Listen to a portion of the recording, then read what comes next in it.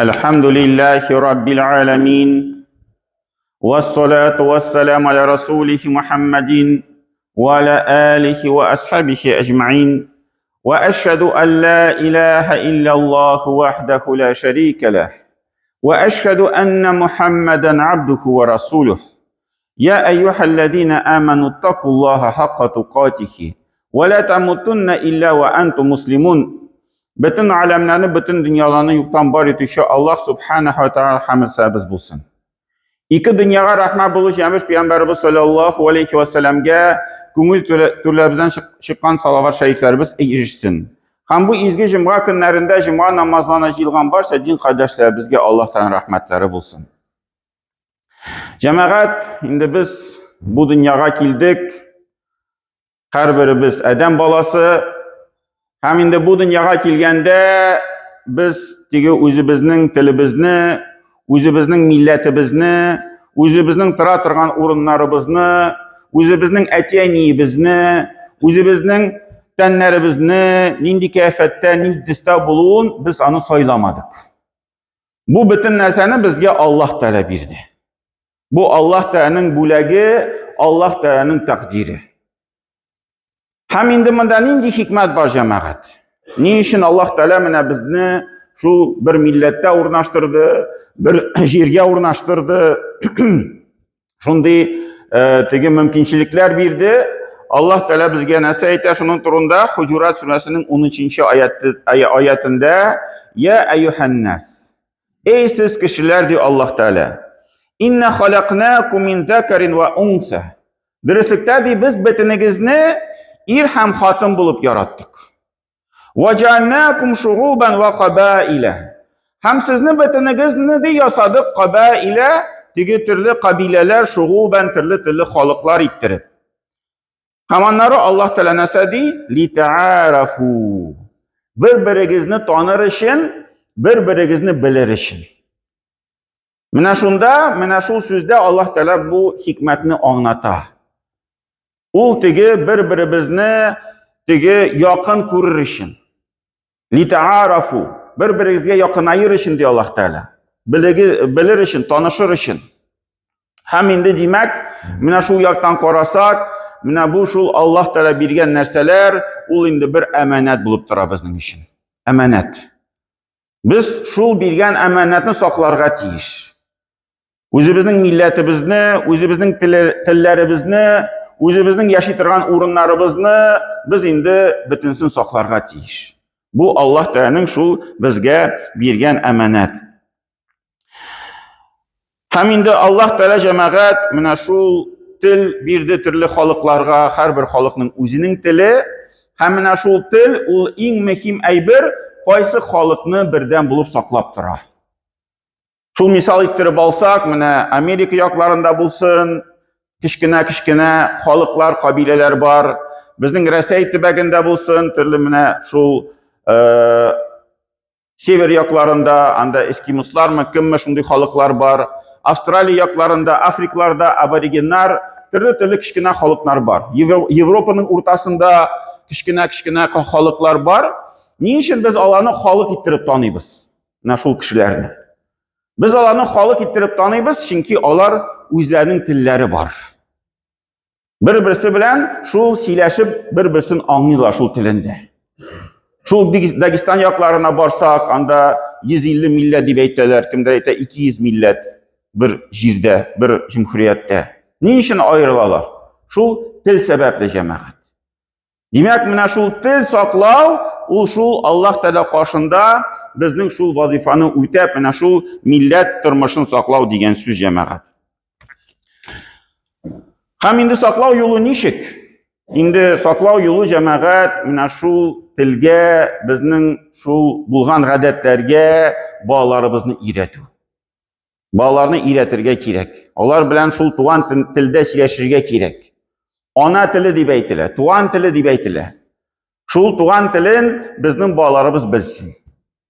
Endi balalarımızda şulay kelib chiqmadi ekan, biz ishda bulduk, qo'yadir balalarimiz sadikda buldu, maktablarga yirdi, endi tatar tilini mesela noshar biladilar. Demek olaysa aniqlardan ümitni izmaymiz. Оныкларны шул телгә өйрәтәбез. Кунакка килсәләр, алар телендә түгел, белгән телдә, без әйтәбез, без бу телне аңламыйбыз. Татар телендә генә сезнең белән сөйләшә алабыз дип, теге ул оныкларыбыз булса да, шул татар телене бездән ишетеп белеп калсыннар, мәсәлән, җәмәгать. Һәм икенче як җәмәгать бар, менә бу аятта Аллаһ Тәала әйткән сүзендә литаарафу, менә без бу телне саклап, бүтән халыкларның телләрен дә өйрәнергә тиеш. Зейд ибн Сабит сөйли, без Мәдинәгә күчкәч ди, Пәйгамбәрбез саллаллаһу алейхи ва саллям миңа кушты ди, яһуд телләрен өйрәнергә.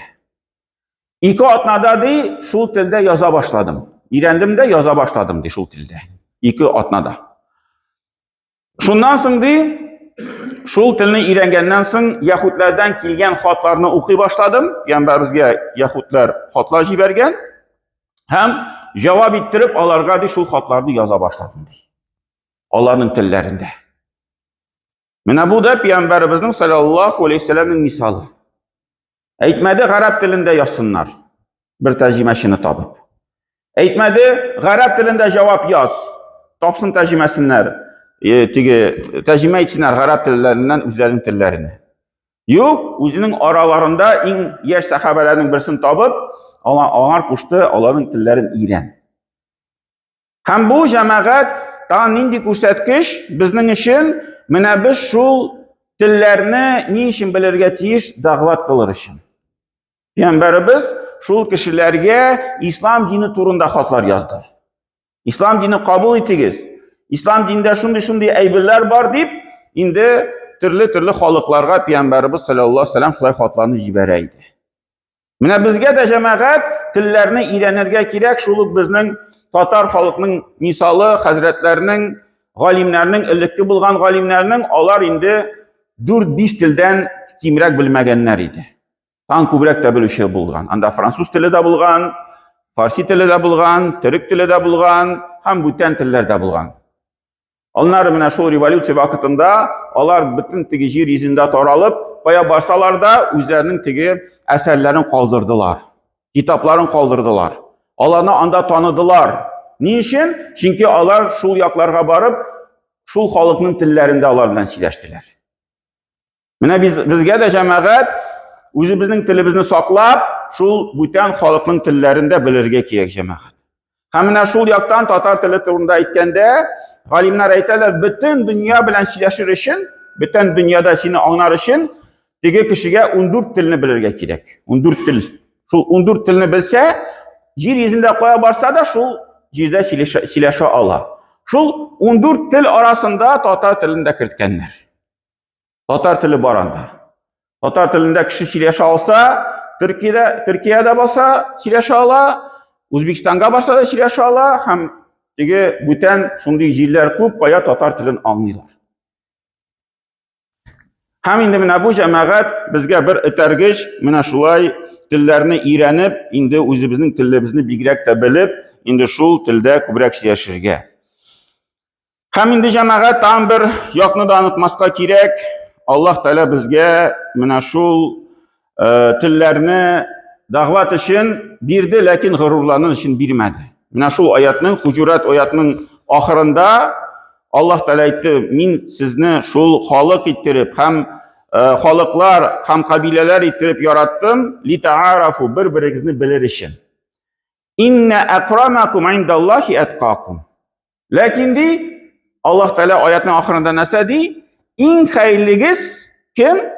Акрамакум индаллахи. Аллаһ Тәала каршында иң хөрмәтле булган дәрәҗәдә кем? Сезнең арагызда иң тақва булган кеше. Милләт буенча Аллаһ Тәала безне айырмый. Әйе, безгә ул бирде шул төрле халыкларны белер өчен, танышыр өчен, ләкин менә шул биргән нәрсәләрне без ничек кулланабыз? Яхшы яккамы, начар яккамы бездән тора.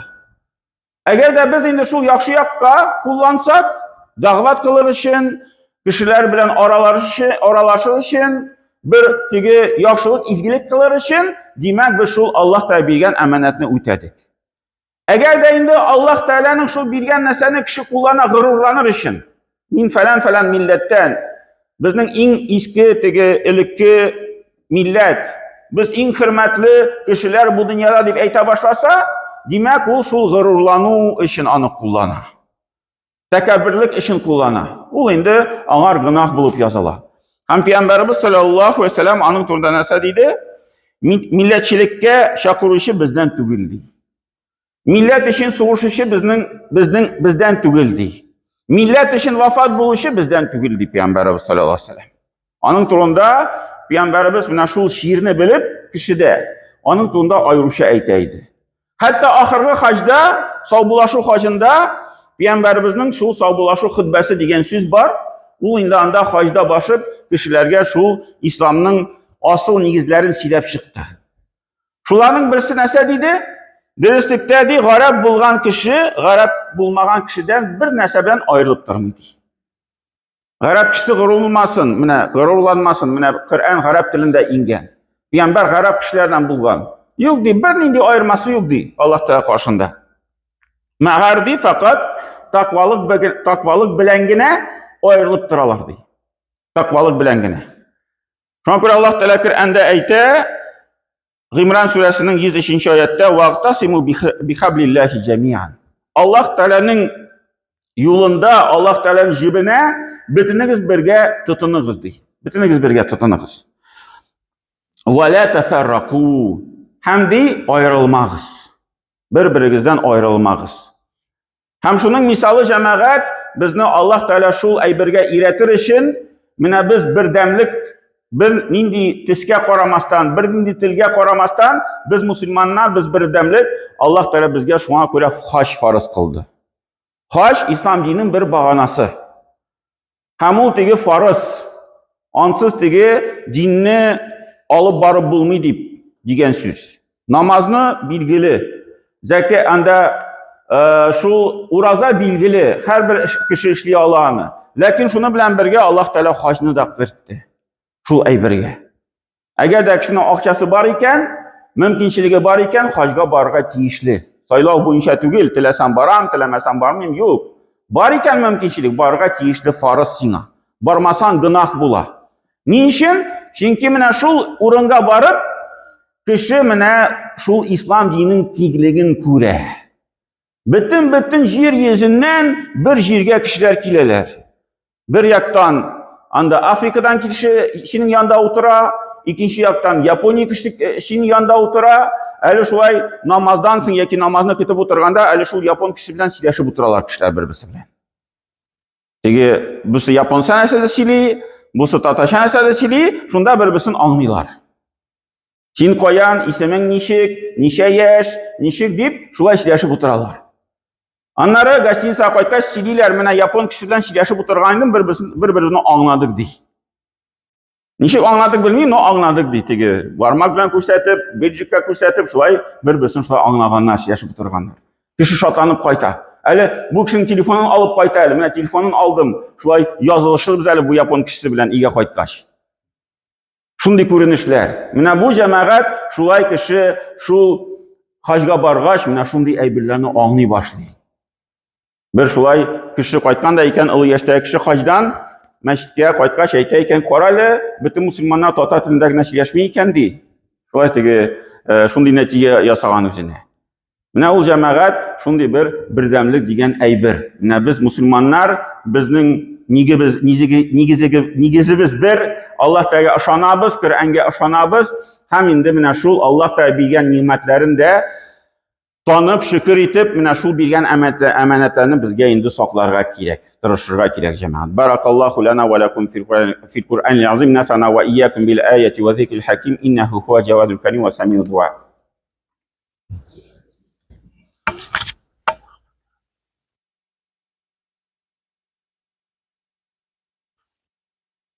Allahu akbar.